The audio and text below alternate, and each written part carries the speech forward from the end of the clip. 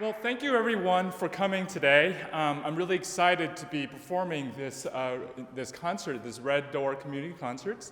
And today we're exploring the elements of folklore, folk dances, folk songs, folk tunes in music. And the first piece that you heard, the Polonaise-fantaisie by Frédéric Chopin, is a big favorite of mine. It's one of my favorite Chopin pieces. I really hope you enjoyed it. The Polonaise, by the way, was a very popular folk dance that Chopin nationalized and popularized in his homeland, in Poland. And it first started off with very humble beginnings, as usually is the case with a lot of things. It was popular in small circles in kind of the lower middle class, middle working class, in smaller communities. And then fast forward, Chopin really, he wrote many of these polonaises, and they became so popular that the social function really expanded to high class events and aristocratic circles. And for Chopin, this was, to me, a very unique trait about his music, and that is kind of incorporating these type of folk melodies and folk dances in his music. In fact, he wrote a lot of these type of dances and incorporated these dances throughout his life. And for Chopin, he has a very interesting story to tell. He's born to a French father and a Polish mother, but he moved to Paris when he was 18 to pursue or to further his career. Paris was kind of the hub, one of the hubs in Western Europe to do that in the 19th century. But the transition wasn't very easy for Chopin. He was terribly homesick. And all of his family and his loved ones were back in Poland. And also in the meantime, his country was bombarded and occupied by the Russians. So a lot of things going on here, and through Chopin's music, but specifically these Polish folk dances, this is where Chopin was able to express a wide range of emotions: longing, anger sometimes, and just his affinity towards Poland. To me, it was kind of a way for him to celebrate his cultural identity and to preserve it as well. I'll share one story that kind of gives you a better idea of how much Chopin loved Poland. When Chopin was on his deathbed, right before first of all, he suffered terrible, terrible sickness throughout his life. And when he was on his deathbed, he instructed the physician, upon death, he wanted now this might sound kind of gruesome, but he wanted his heart to be removed and to be transported back to Poland.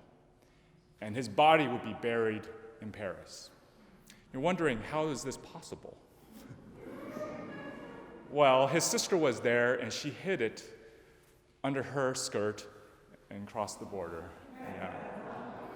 And there's a lot of history, which I can share some other time, but there's a lot of history with this heart, especially in World War II when the Nazis invaded Poland. So there's a lot of symbolism with the heart. And if you ever go to, I have been fortunate to visit both the cemetery in which his body was buried in Paris, and which they adore him over there. But really, the adoration is when you go visit Warsaw in Poland. There's the church right in the middle of the city center, and his heart is buried and preserved there. And the Poles absolutely adore and love him there. They have all kind of memorabilia and merchandise of celebrating his name. So anyways, I hope you really enjoyed that work. It's one of my favorites. There's so many mixed emotions. It was a late work, so there's a lot of, as you probably might have heard, a lot of wandering and searching, but then you also heard dance elements throughout the piece. So Anyway, speaking of celebrating cultural identity, we're going to now switch gears and travel from Western Europe, to the United States, to the early 20th century of the United States. Florence Price. This is a name that I would say about 10, 15 years ago, her music wasn't performed all that much. But now, these days, you hear it with somewhat regular frequency. And Florence Price, for those of you that don't know, she was one of the most important African-American female composers of the early 20th century. And she really, in my opinion, paved the way for many more to come. But she was born in Little Rock, Arkansas, in the early 20th century. And she, like many of her peers, had to deal with racism and sexism. And despite all of these obstacles and hurdles, she was incredibly productive. She trained with fabulous teachers, but I think her most famous accomplishment, her most notable accomplishment, is that she was the first African-American female composer to be, one of her orchestral pieces to be performed by a major orchestra. And that was the Chicago Symphony Orchestra. So that's not a small feat by any means. Anyways, the piece that I'm about to perform for you is Fantasie Nègre No. 4 in B minor. And it's interesting. This piece kind of resembles a little bit of Chopin and Schumann, the kind of European romantic style. But at the same time, she incorporates, or I should say she evokes, the idea and the feeling of African spirituals. So this is Fantasie Nègre No. 4 in B minor.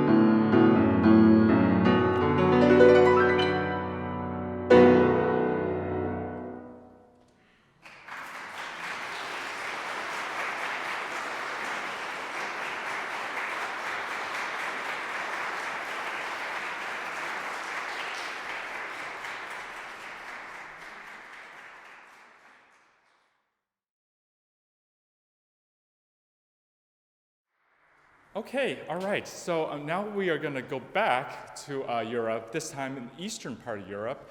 Nikolai Medtner. This is a name that is, I'm hoping to gain more and more recognition. He was a contemporary and good friend of Sergei Rachmaninoff. Okay, and so they were really, really good friends. In fact, Rachmaninoff called Nikolai Medtner one of the greatest composers of his lifetime. Now that's very, very strong praise from a household name. So if Rachmaninoff thought of him with such high regard, how come we don't know about Medtner? And there's a lot of reasons why. Medtner, he lived in obscurity for most of his life, and in poverty, actually. I mean, he traveled all over the place. He lived in Russia, and then he lived a little bit in Germany. He had a US tour that Rachmaninoff helped him arrange. Bounced around a little bit in Switzerland, but he settled down in outside of London, where he died there. And so, really, if I had to just give you my 2 cents of why Medtner is not well known, it's because his music does not have that kind of instant appeal and attraction like Rachmaninoff. And with Medtner, I think is kind of the type of thing where you must experience multiple times. You need to hear a little bit more for you to truly appreciate his music. And I'm speaking in general, of course. Now, the pieces that I'm about to play for you, these pieces are called fairy tales. And in Russian, these actually translate, a much better accurate description would just be tales. And this is musical storytelling. And Rachmaninoff really thought highly of these pieces. In fact, he remarked what a remarkable storyteller, musical storyteller that Medtner was. So in these pieces, and I think the challenge for me and for you is that a lot of times Medtner doesn't exactly tell us what this story is about. He might give us some breadcrumbs, but we have to kind of fill in the blanks and kind of do the imagination for ourselves.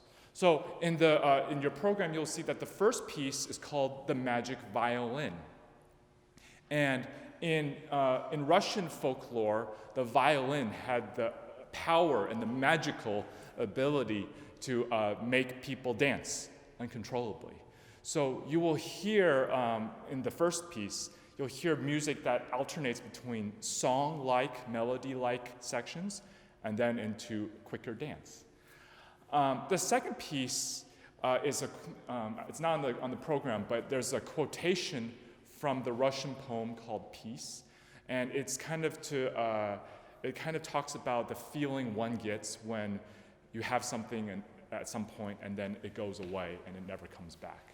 So there's definitely a sense of melancholy and sorrow. The third piece is about a forest spirit, and it resembles death. And so it's very, Medtner even kind of brings incorporates some death themes, and it's very dark. And the last piece is about an old knight. So there are, it's very regal, and there are, in the end you'll hear a lot of church bells ringing. So again, this is all about musical storytelling and incorporating lots of Russian folklore. Again, I hope you enjoy this. Thank you.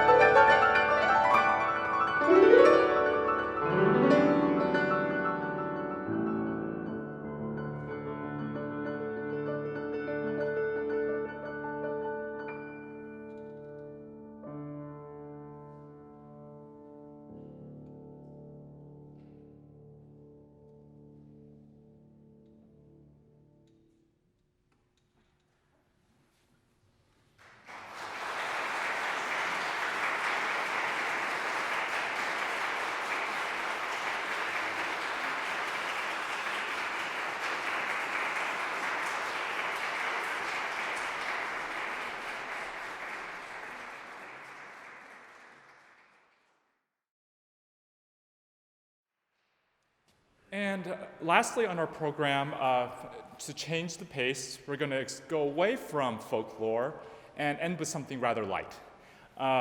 This is music by Francis Poulenc, a Frenchman, and the title is Suite Napoli, or Naples Suite. And this is a, shall I say, a musical postcard of a Frenchman traveling in Naples, Italy. So the first movement is called Bark Roll, and this is simply a boat song. And to me, it's pretty evocative, it's pretty clear. You'll hear in the left hand the kind of the waves and the kind of the seaside of Naples. The second movement is all about moonlight, stargazing. So it's very, very calm and peaceful. In the middle section, you'll hear some kind of interruptions, kind of melancholic interruptions, musings, if you will. And then the last movement, the best for last, is really a, for a lack of a better word, it's a showpiece. It's very incredibly virtuosic, caprice Italienne. You'll hear a lot of different sections going on, different types of music. It's very energetic, very festive. In the middle section of this piece, you'll hear very, very tuneful and melodic section in there. And to me, it kind of represents kind of the soiree, the kind of nightclubs that Fauré liked to visit when he was in Paris. So again, thank you everyone so much for coming. I hope you had a great time. I hope you enjoyed the music, and hope to talk to you afterwards. Thank you.